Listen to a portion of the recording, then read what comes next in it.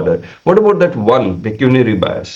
No, वो क्या होता है कि सर, व्हेन ऑफिसर प्रपोजेस कि हाँ मुझे वो मैक्सिमम देना है, अगर वो कानून ने बोला है कि $50,000 $50,000 डालते हैं, वो that case has to be fought on the ground of doctrine of proportionality. वो एक सेपरेट डॉक्ट्राइन आता है। Alright. So, good morning, all of you. So, in today's session, I was thinking as to what exactly should we cover. Then, I thought of covering a subject which is ideally or normally not covered. अभी हम CA पढ़ते हैं, वो course में they teachers law, दे से आपको contract law पढ़ना चाहिए, आपको कंपनीज लॉ पढ़ना चाहिए, आपको वो लास्ट में एक चैप्टर डाल देंगे जहां हम इंटरप्रिटेशन बोल के एक चैप्टर भी डाल देंगे। But then when we start practicing and when we get into litigation, then comes the question is whether only those laws are enough or should we study कुछ और पढ़ना है या नहीं। Then when I was doing my LLB, there was one subject that caught my attention and मैं हमेशा सोचता था कि ये सब्जेक्ट सीए में रहना चाहिए। ये सब्जेक्ट हमेशा हम किसी किसी कॉन्सेप्ट को हम हमेशा सुनते हैं, लेकिन वो सब्जेक्ट के रूप में हमें नहीं पढ़ाया जाता था। So there is a subject called as administrative law. So this is a subject that आप अगर कोई भी नोटिस का आप रिप्लाई देते हो तो आपको ये सब्जेक्ट पढ़ना ही चाहिए, because this gives you lot of clarity on how an officer must behave. So at the very outset, while introducing to this subject, there are two books that I want to recommend, okay, or particularly one book that I want you to purchase, and it must form part of your collection, is a book by C.K. Takwani. Okay, this is the book, अगर आपको दिख रहा है, okay, ये C.K. तकवानी का book है। It's a very small book. Ideally जब भी आप बुक्स पढ़ते हो को मोटा मोटा 3,000-4,000 पेज का आता है, लेकिन that is not required for the purpose of administrative law. You start with CK Takwani. अगर वो पढ़ के हुआ है तो little advanced is a book of IP Massey. There is one more book of administrative law that is by IP Massey. आप ये book भी पढ़ सकते हो। Once you read this you get a clarity on हाँ this is what administrative law is. Now when I say administrative law, what am I even referring to?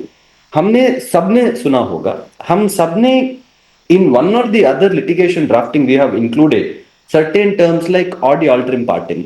We have said that we want fair hearing. Order has been passed without giving an opportunity of being heard, or a principle of natural justice. ये कहाँ से आता है?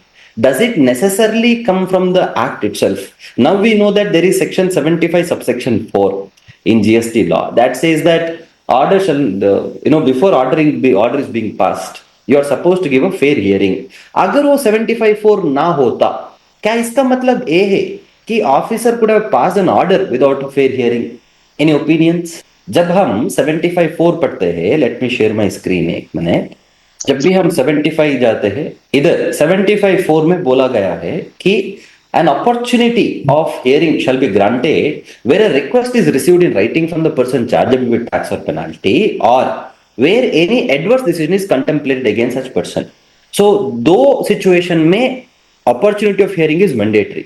The first case is where जब person himself writes to the authority saying that मुझे वो hearing दे दीजिएगा, तब whether decision is favorable unfavorable hearing देना ही पड़ेगा। दूसरा सिनेरियो, जब ऑफिसर ने ऑलरेडी कंटेम्पलेट किया है, सोचा है कि एडवर्स ऑर्डर ही पास करना है, तो उस समय में अगर even if there is no written request from the taxpayer, वो पर्सनल हियरिंग देना जरूरी है। वो 75(4) में लिखा हुआ है, जिसको हमने पढ़ा भी है।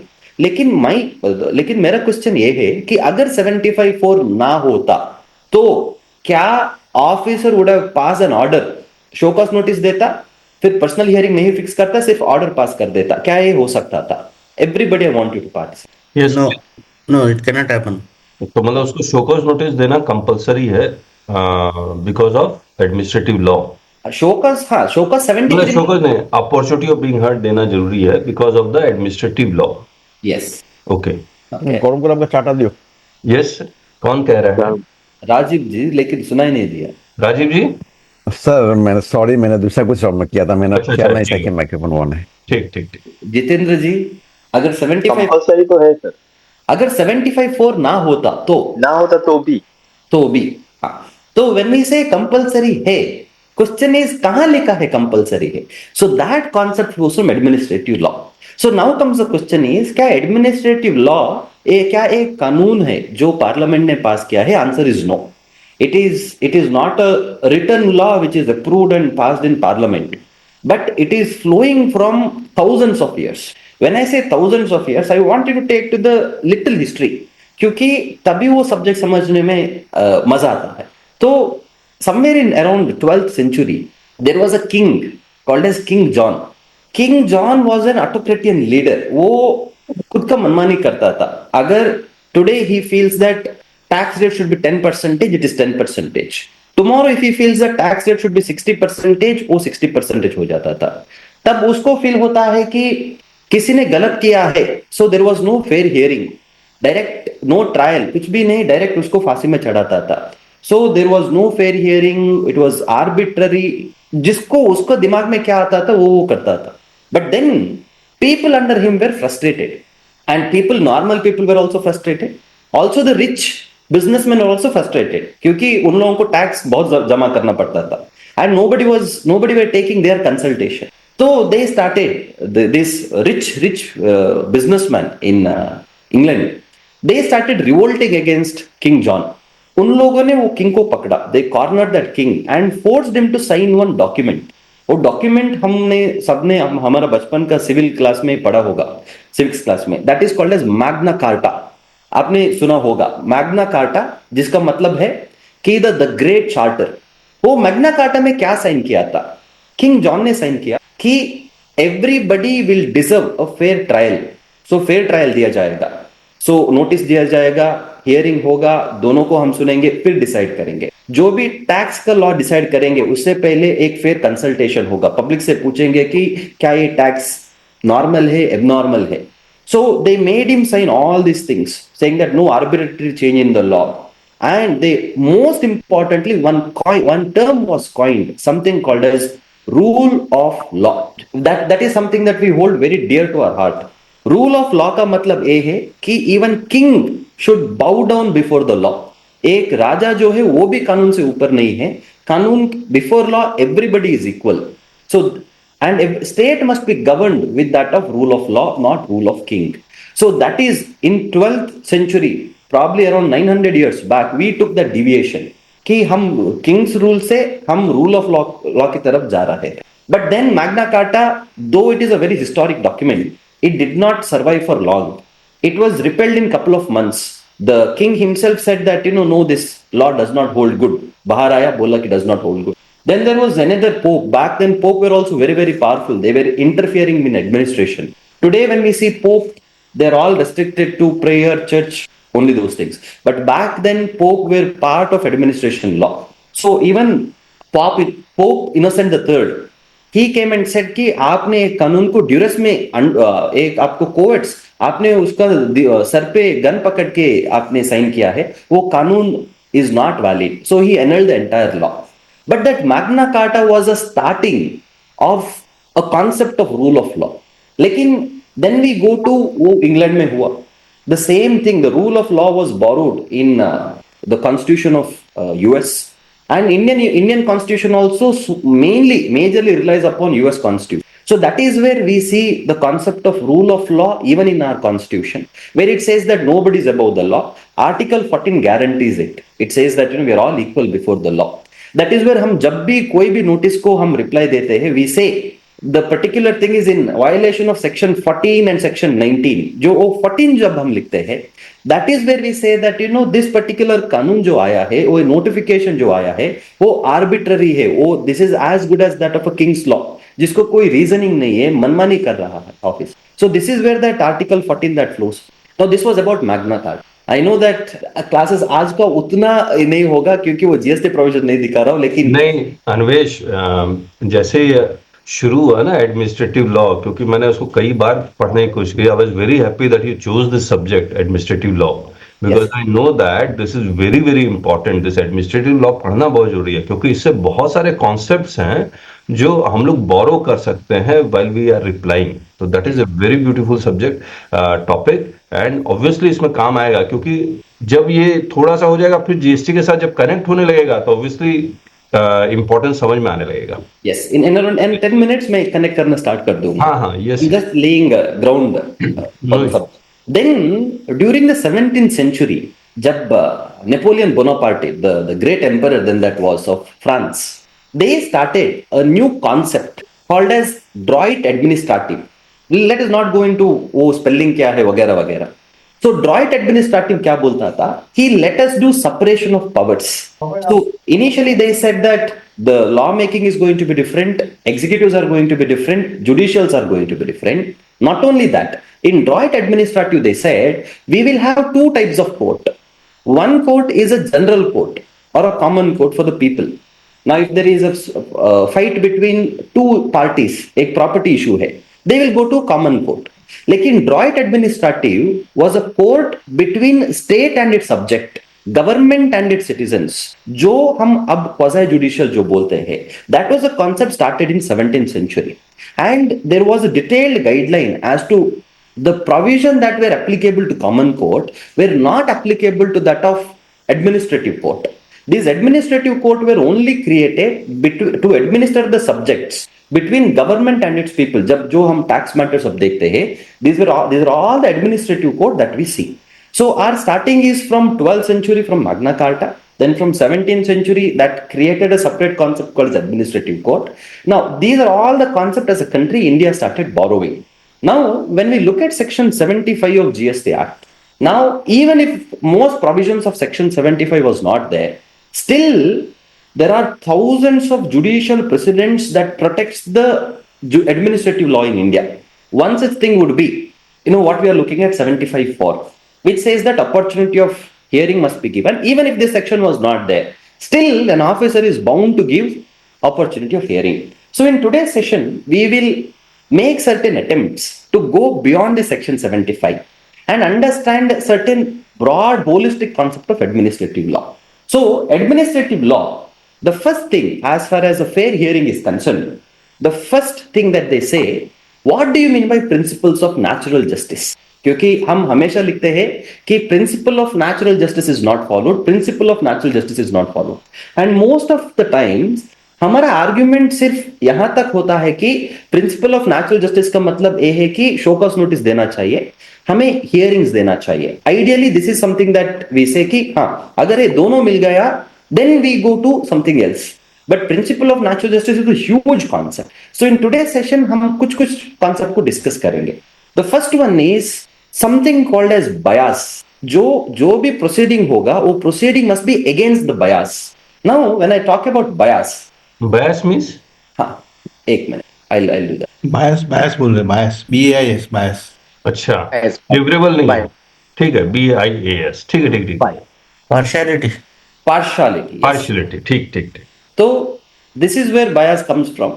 So when we talk about bias, ideally हमारा जो हम CA सब्जेक्ट पढ़ते हैं, so we always come across एक pecuniary bias. Pecuniary basically word, it means that monetary terms. So for a chartered accountant to be selected as an auditor, they say that auditor should not have a pecuniary bias. अगर मेरा client का business में मेरा investment है, then I am prohibited from auditing that particular client. क्योंकि अगर मेरा investment बहुत छोटा भी हो, but still there is a pecuniary bias, क्योंकि मैंने इन्वेस्टमेंट किया है तो इस वजह से मेरा कुछ पर्सनल मोटिव रहेगा to decide in their favor or decide against their favor. That is one thing. Next, that is pecuniary bias. Now there is a second bias, something called as personal bias. Now this is also applicable for chartered accountants. They say that you are not supposed to audit your related parties. अगर your own wife is carrying on a business, you're not supposed to audit them because आपका independence जो है that gets affected. So आपका friend हो या let us say आपका जो enemy is not defined, but normally in an administrative law they say that if somebody is your friend, somebody is your enemy, then you should recuse yourself of that case. आपको वो decide नहीं करना है. कभी कभार क्या होता है कि let us say that a judge, जब वो लॉयर होगा, बिकॉज मोस्ट ऑफ द जजेस अर्लियर बिफोर बिकमिंग जजेस दे वुड बी लॉयर्स, तो जब वो लॉयर्स होंगे at that time they would have argued one case and when it goes to supreme court, अगर वो तब तक वो लॉयर भी जज बन चुका होगा of supreme court, he will not here that case because he will say that I myself have argued at the lower level for this particular client because this was my client back then. I may have a personal bias. तो they recuse themselves of cases. वो बोलते हैं कि ये case में नहीं hearing करूंगा, ये इसको मैं हियरिंग नहीं दूंगा. You may list this matter in front of some other bench. So that is where personal bias comes. But ideally, pecuniary bias and personal bias is not something that we deal when we are dealing with GST department. But the third bias is something that we deal with, that is called as official bias or also called as subject matter bias. जब भी हम कानून को पढ़ते हैं, we all read the law with some or other sort of bias. जब भी मैं एक प्रोविजन को पढ़ूंगा, मैं मेरा क्लाइंट को दिमाग में रख के मैं पढ़ता हूं. तो even if the law does not allow it, I will twist the law in such a way that that favors my client. Similarly, when an officer also reads the law, he also passes or he also reads the law in favor of the department. So there is always a subject matter bias that is there. But in order to prevent this subject matter bias, they have brought in a concept saying that the order must be a speaking order. वरना क्या होता है, आपने एक officer से पूछा कि क्या मुझे टैक्स भरना है, and officer will always have that subject matter bias कि हाँ आपको भरना है. तो officer always he will say हाँ आपको भरना पड़ेगा. But then to avoid this subject matter bias, कानून when we go to our, एक बार राजीव पोदार जी अपना वीडियो बंद कीजिए आप. अनिवेश, देखो राजीव पोदार जी का, राजीव पोदार जी वीडियो बंद कीजिए प्लीज. हाँ, ओके, नाउ कैन मेरा दिस थिंग से the, I wanted to say something on pecuniary bias and monetary bias. Yes, Suppose there is a amount of penalty, say up to rupees 25,000 plus 25,000. Can that penalty amount, like 129, it is 200%. So can administrative law apply that, because the officer will levy penalty direct under section 125, they are levying penalty of 25,000 maximum penalty without seeing the degree of the offense. Degree of offense. What is the seriousness of the offense they are levying? Can that be said that it is a pecuniary bias? Secondly, in case of personal bias, there is a concept of relative in the GST. So there is, and subject matter bias, it is okay that it should be a speaking order. What about that one pecuniary bias? No, वो क्या होता है कि sir, when officer proposes कि हाँ मुझे वो maximum देना है, अगर वो कानून ने बोला है कि $50,000 $50,000 डालते हैं, वो that case has to be fought on the ground of doctrine of proportionality. वो एक separate doctrine आता है. अच्छा, उसको एडमिनिस्ट्रेटिव लॉ से कोई लेना देना नहीं है. वो एडमिनिस्ट्रेटिव लॉ के अंदर ही आता है, लेकिन वो बायस के अंदर नहीं आता है. बायस के अंदर नहीं आता है. So that is called as doctrine of proportionality. Okay, एक और मैं पूछता हूँ. हाँ, सेक्शन 122 में जो पेनल्टी है, दैट इज ₹10,000 और 100% of tax which ever is higher. yes, But in some cases where there is no mens rea, then the penalty levied is maximum 10,000 yes, in 122. But when it comes to 73, there is no mens rea. yes, There also the penalty is 10% of tax or 100%, 10,000 or 100% tax, whichever is 10%. higher. It means that 122 and 73 are not at equal footing, because when we interpret 122, maximum penalty can be 10,000 if there is no mens rea. But when we interpret 73, always the higher is taken 10,000 or 100% of tax, whichever is higher. So does administrative law applies here anything? no, sir. No. Okay. I will first finish the framework of. Yes, please. Sir Yes. Proportionality PROPOSE, ठीक है spelling. प्रोपोजन हो गया, मतलब नहीं ठीक तो है, proportionality ठीक है. बराबर है. प्रपोज किया. हाँ, ठीक है. हाँ, वो नहीं है, प्रपोज नहीं है. प्रपोर्शन का मतलब अनुपात. apportionment. ठीक है. So that is as far as bias is concerned. So this is also where the concept speaking or subject matter bias, speaking order होना चाहिए. And there is also one more thing, something called as empty formality. Now, a empty formality क्या है? There is a judgment of the Supreme Court in the case of Oryx Fisheries. उसमें भी बोलता है कि जब भी हम शो कॉज नोटिस पढ़ते हैं, ऐसा नहीं लगना चाहिए कि उसको कोई अपॉर्चुनिटी नहीं है। जैसे कि जब भी हम इधर कर्नाटक में एटलीस्ट स्टेट का नोटिस हम देखते हैं, उसमें एट द एंड वो पैरा भी नहीं रहता है कि show cause as to why, ABCD नहीं रहता है।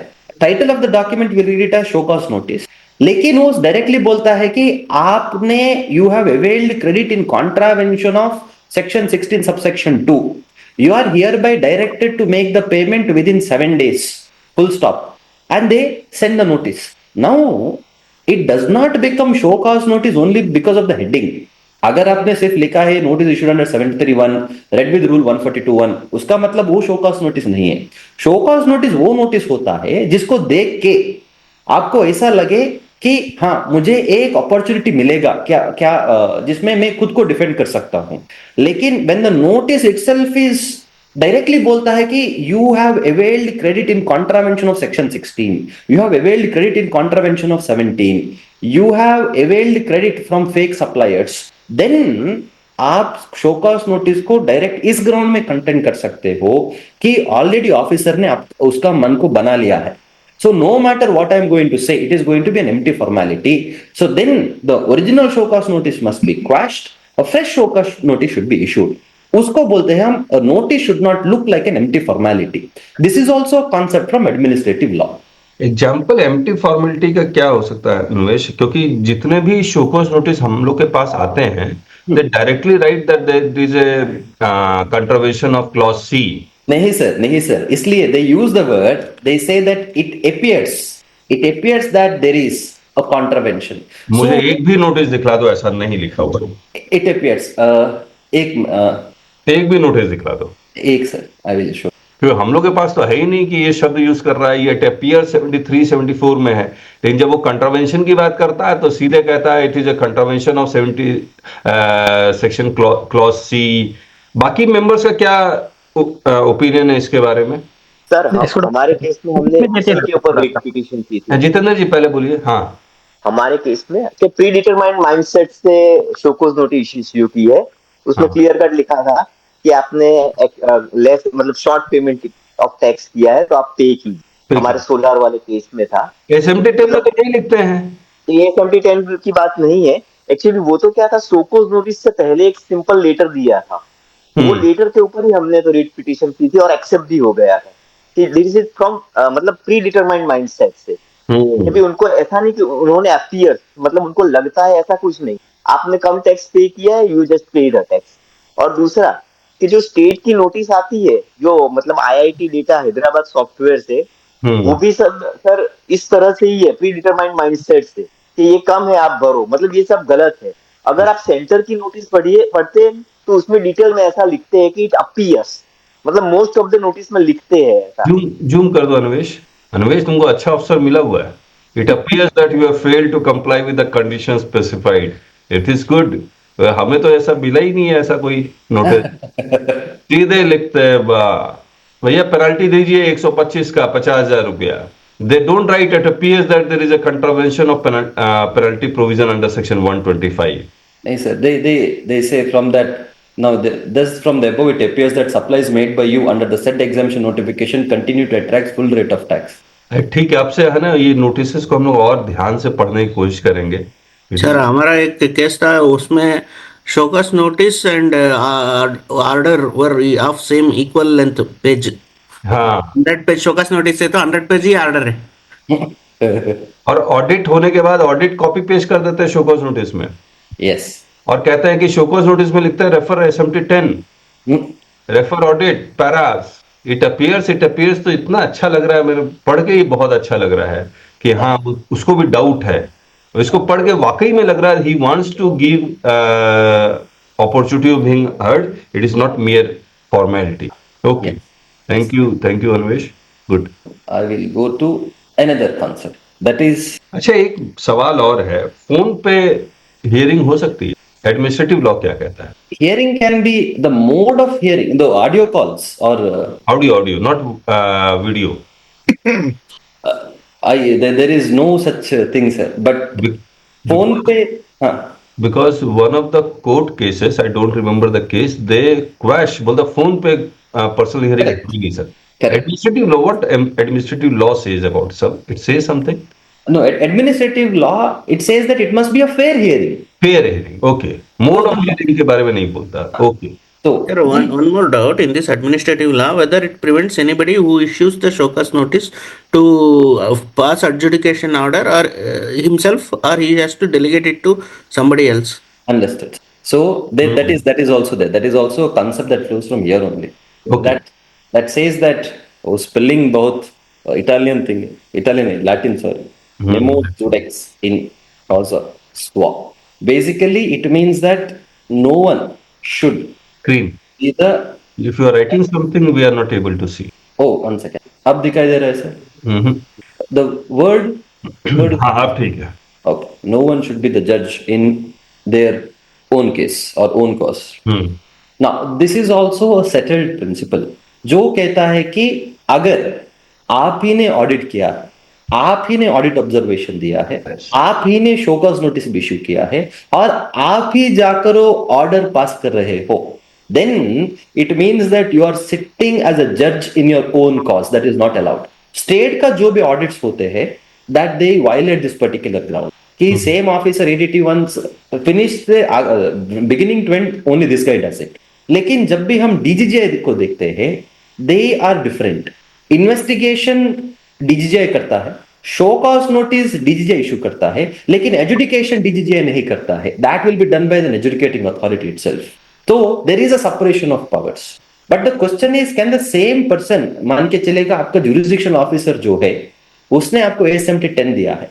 ASMT 10 के बाद में can he issue show cause notice and order? Yes, because he has not already framed his mind.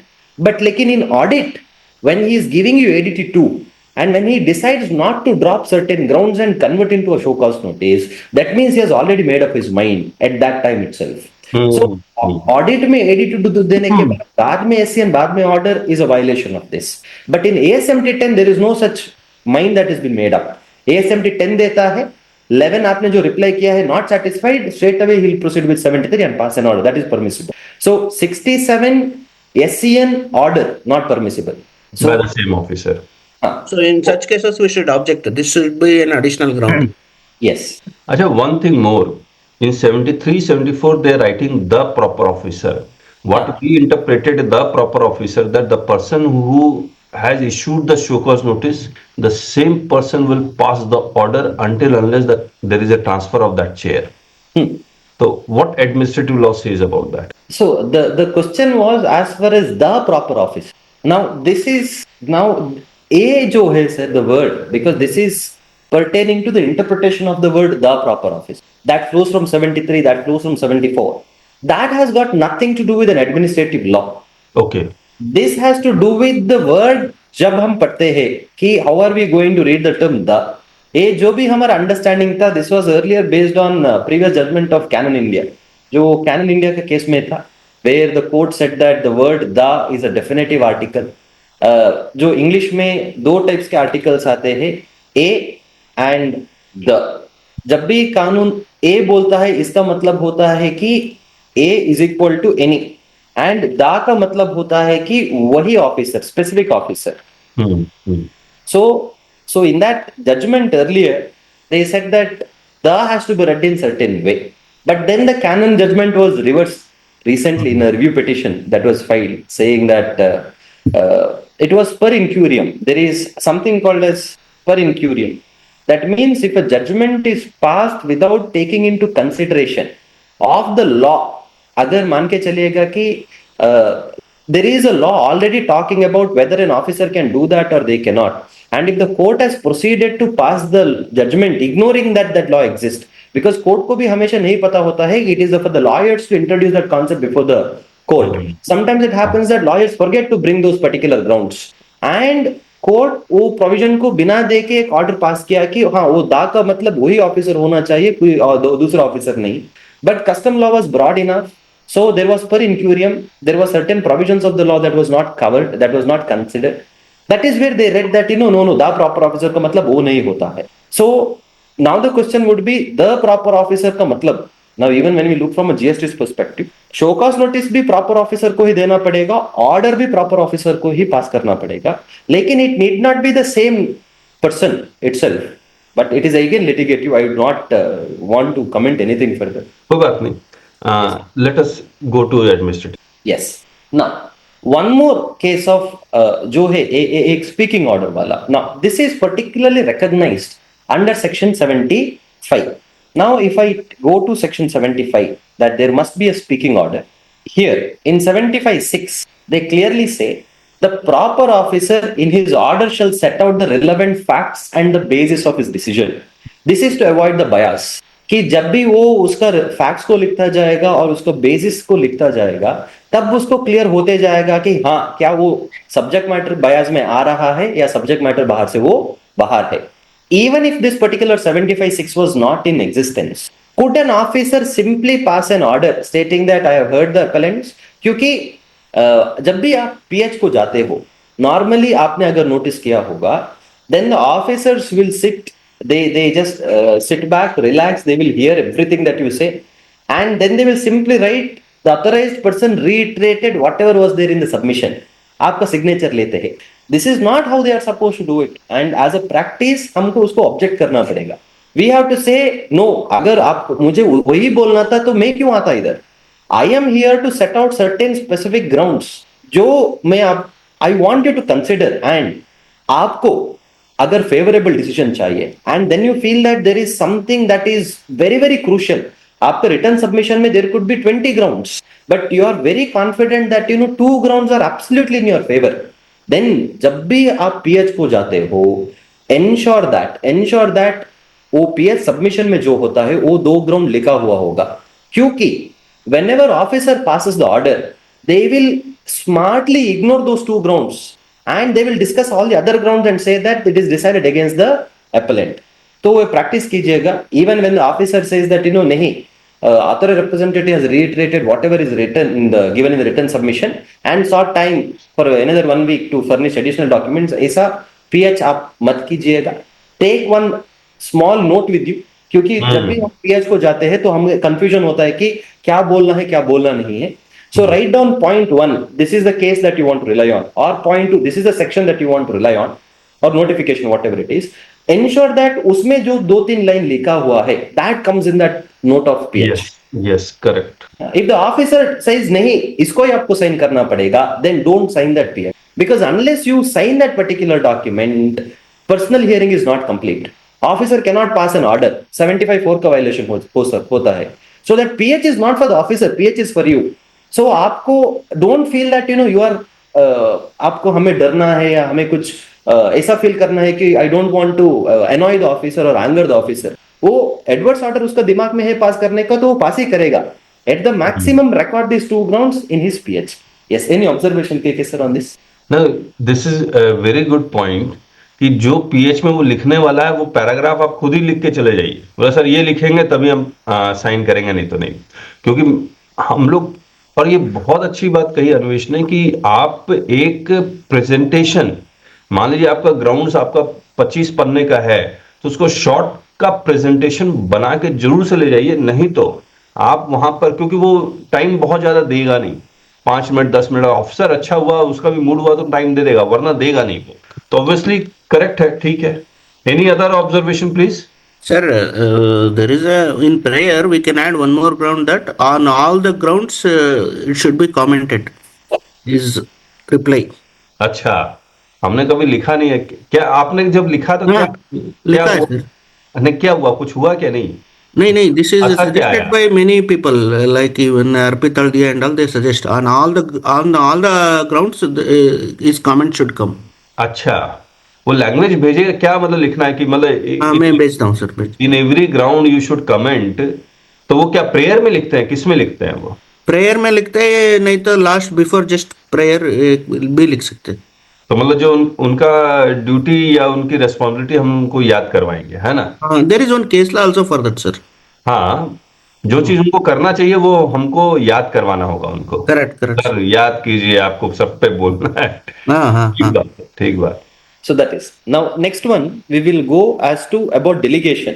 That is, word is visible now, sir. Word sheet. Yes. That is, now before I explain this, I want to ask this question. जब भी आप section 67 पढ़ते हैं, 67 gives the power to joint commissioner and above. Joint commissioner and above कि आप INS1 issue कर सकते हो, आप सर्च का ऑथराइजेशन आप दे सकते हो. But now the question is, can joint commissioner delegate this power to that of, can this power be delegated? कि जॉइंट कमिश्नर ऐसा बोले कि I have so many cases to handle, कि I am in charge of a place where there are more than 1000 SSC and I am finding it very difficult to frame reason to believe on every client. तो मैं मेरा जो power है, मैं मेरा deputy commissioner को दे रहा हूं या मैं मेरा असिस्टेंट कमिश्नर को दे रहा हूं, एंड वो राइटिंग में वो पावर को देता है. And now can whether this document is valid or whether this document is invalid. Invalid. Please बताइए, हमने इस पर तो बहुत लंबा डिस्कशन किया है. No, no, this the law clearly says a joint commissioner and above. Means he has to be above. Delegation should be come from above, on the above side. ठीक है. डेलीगेट नहीं हो सकता. अन्वेष, एक और सेक्शन है, क्या कहते हैं, डेलीगेशन का ही एक सेक्शन है 157 या 167 होगा, और डेलीगेशन वर्ड यूज किया हुआ सेक्शन 5 में भी. Yes. अच्छा चल, please Anvesh, use. Now here person delegation of powers. हाँ, This is the commissioner by notification direct subject to such. Screen. Okay. Sir मैं चार्ट पे भेजा हूँ that ground. Okay, Second okay. point. Huh. So here they say that the commissioner may. So a power is very restricted to that of commissioner only. Correct. The commissioner by notification direct that subject to such conditions, if any, as may be specified in the notification. Any power exercisable by any authority or officer under this act may be exercisable also by another authority or officer as may be specified in such notification. This is there in 167. Commissioner को वो power है देने का. Correct. और section 67 में joint commissioner and above, therefore commissioner can also form an opinion ना. Yes, commissioner can, of course. So obviously this section 167 commissioner might Yeah. Because of this, लेकिन section 67 के बारे में बात आएगी तो वहां पर डेलीगेशन नहीं होना चाहिए. एक और सेक्शन 5 एक बार निकाल लो, उसमें वर्ड डेलीगेशन यूज भी किया हुआ है. Pi is upwards. No, Anvesh, this is the exact reason. Maybe they are telling adjudication order is issued to us, so we will do issuing order. We will do adjudication also. ये देखो sub section 3 में, delegate his power to any officer who is subordinate to him. Yes. ठीक है. So only the commissioner has the power to delegate it. Joint commissioner does not have the power to delegate. Yes. So delegated powers shall not be further delegated. Now this Correct. is not restricted to that of an officer. Now when you look at it, when you look from section 16 of the act, it says every registered person shall subject to such conditions and restrictions as may be prescribed.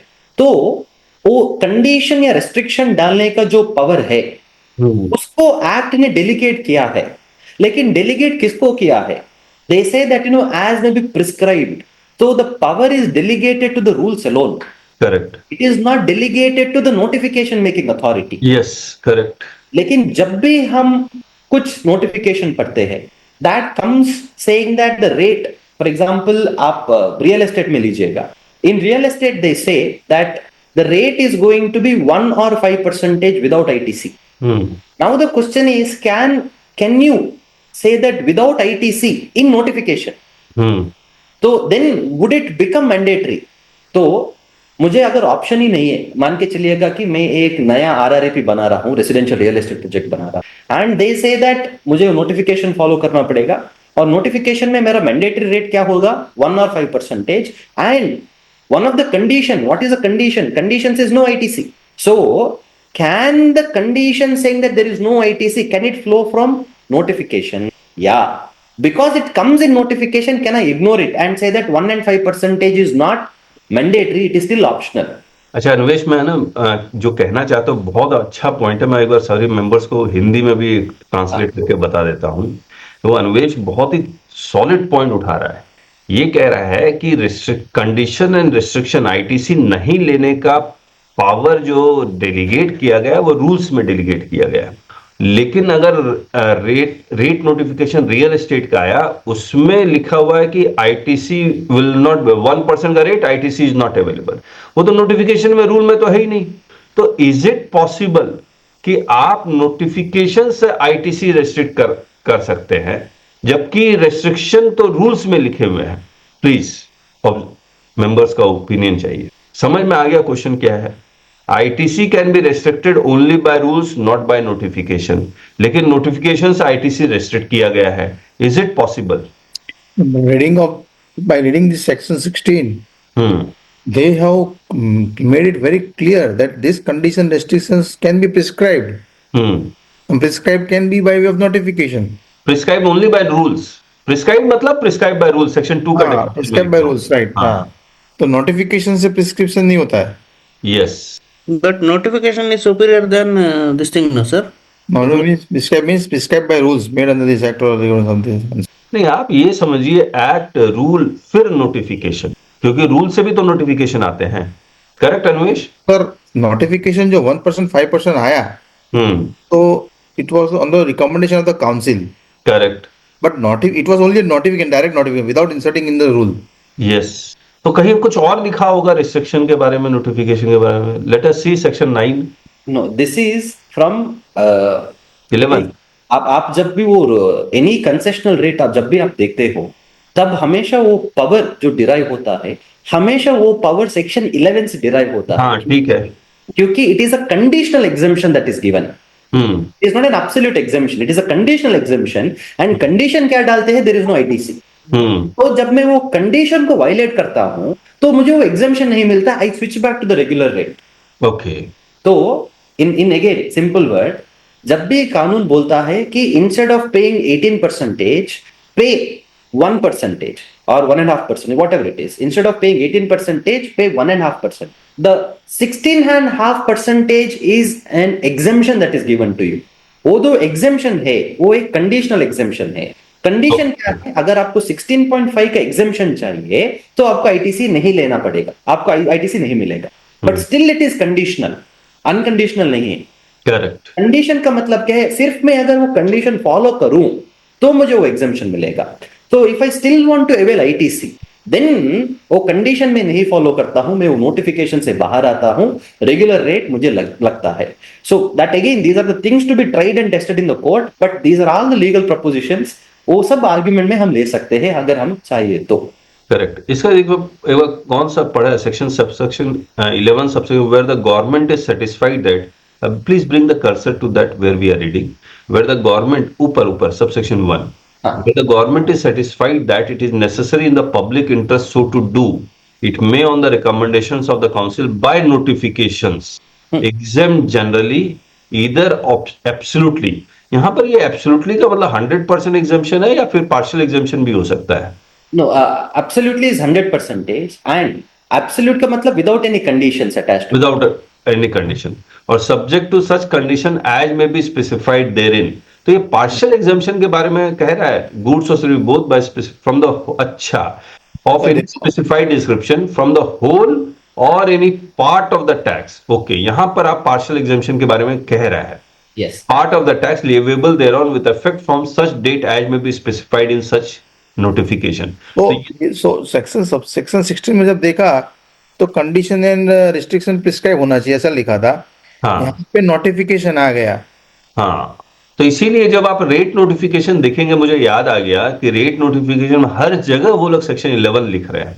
Her rate notification में जब भी वो condition डाल रहे हैं, वो मुझे लगता है हर रेट नोटिफिकेशन में सेक्शन 11 होगा ही होगा. एक बार निकाल सकते हैं हम लोग अन्वेश कोई भी एक रेट नोटिफिकेशन एकदम शुरुआत का 2017 का, जब वो रेट प्रिस्क्राइब कर रहे हैं गुड्स का ही, 1 वाला, 13 वाला, 12 वाला, 11 वाला, 2/2000. 2 बार. हाँ, जीएसटी 17 आ गया. इसमें है सेक्शन 11. हाँ, ऊपर लिखा है ना. This is 2/2017, sir. Obviously, it is issued under 11. But I understand what you're asking. You're asking वो जो हाँ, ये 11 है. हाँ, है ना. हाँ. Every rate notification will have section 11 and section 9 also. 9(3), 9(4) ये सब होगा ही होगा. 9 भी होना चाहिए. ये क्या है? अच्छा, 2/7. एग्जाम का नहीं चाहिए, जिसमें रेट लिखा हुआ वो चाहिए. Okay. वो कंसेशनल रेट. नहीं, कोई भी रेट, नॉर्मल रेट भी अगर लिखा हुआ तो चाहिए. सेक्शन 11 तो देखो ही मत. अच्छा, एक काम करो, ये 3/2017 खोलो एक बार. ये फिर एग्जाम्पशन है. नहीं, आप क्या करो अन्वेश, एकदम नॉर्मल रेट निकाल लो. 13 वाला निकालो ना. 13 वाला. 13 which one, sir? 13 2017. 13/2017 RCM वाला. हाँ, आरसीएम वाला. हाँ, उसमें भी होगा सेक्शन 11 मुझे लग रहा है. देखो एक बार. नहीं, उसमें RCM में नहीं होगा. Section 9 RCM will be from section 9.2. Section 9 आ गया मैं सर। ये कह रहा हूं कि सेक्शन 11 हर एक रेट नोटिफिकेशन में होना चाहिए, what I am trying to say, क्योंकि कहीं ना कहीं किसी ना सीरियल नंबर पे कंडीशंस होते ही होते हैं। Correct. I'll put it in the group, sir. I may not be able to find now. नहीं, सीबीआईसी की वेबसाइट खोलो, मैं बताता हूँ। Open the CBIC website, Yes, sir. GST notification, फिर से जीएसटी, ऊपर मेनू में जीएसटी, हाँ नोटिफिकेशन, यहाँ rate central tax rate category में, कैटेगरी। हाँ Category. यहाँ 2017 अब इसको 10 को 100 कर दो अपने राइट साइड में, ठीक है ना। कम डाउन, एकदम नीचे आओ, एकदम नीचे शुरुआत के नोटिफिकेशन, हाँ एक बार थोड़ा सा ऊपर आओ। अच्छा, ये 2.5% इसी को खोल लेते हैं इंग्लिश में, Which is रिवर्स चार्ज आ गया है, ये 4/2017, A वाला. हाँ ये वाला खोलो, RCM. इंग्लिश पे क्लिक करो, नहीं डाउनलोड नहीं, इंग्लिश पे क्लिक करो। यहाँ देखना सेक्शन 11 होना चाहिए, if I am not wrong. This is RCM. कोई बात नहीं, आरसीएम भी है, RCM को 11 लगता है. आरसीएम में 11 नहीं है, ठीक है, चलिए ठीक है, कोई बात 11 नहीं है क्योंकि सर वो एग्जाम्शन नहीं दे रहा है, सीधा रेट दे रहा है। कोई बात नहीं, एक बार अच्छा इसको देखते हैं, ये Concessional rate में है सर. अच्छा इसको देखते हैं 2.5 कंसेशनल रेट, इसमें इंग्लिश में 11 है ना, ठीक है। अब उसमें आओ, फिर से आओ, दूसरे में आओ, और ऊपर आओ, ऊपर 13 वाला, कौन सा, 12 वाला, 13 वाला, ये 13 वाला तो ये है, आरसीएम सर्विस वाला हो गया, वो RCM होगा. सर्विस वाला। So this one seeks to reduce the rate of central tax from 6% to 2.5. तो 11 होगा उसमें। और ऊपर आओ। सर एक व्हाट्सएप पे भेजिए आपके भी। व्हाट्सएप मेरा खुल नहीं रहा है। ओके, अन्वेष सर के भी भेजा है। अच्छा 2019 में आओ अन्वेश, 2019 के नोटिफिकेशन में जो वो आया है Real estate. Real estate, Should I start with the 1/2019? ये तो रिसेंट नोटिफिकेशन है। Okay, compositions. ऊपर Reason this I mean notification number 11. A rate वाला. हाँ इसको खोलो देखो, हाँ यही है, 11 होगा इसमें, Yes. है ना, Yes. Subsection. हाँ ठीक है। तो हाँ A. Anvesh, Yes. Let us conclude कि I need to go to, Animesh निकल ही गया, मुझे भी निकलना होगा, ठीक है. ठीक है। Yes sir. So We'll continue in our next class on administrative law में क्या क्या करना है. By then I hope that सब वो तकवानी का बुक लेंगे. हाँ वो बेसिक से आपको पढ़ाएगा. It's like a student very scratch.